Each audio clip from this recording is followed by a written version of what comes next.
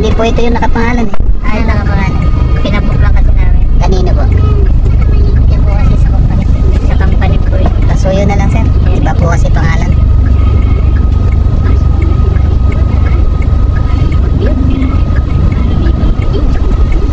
Pero saan po ang punta niya? Ano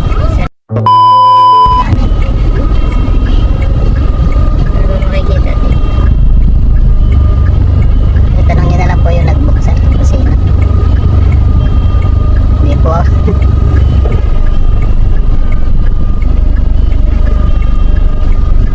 Ganun po pagka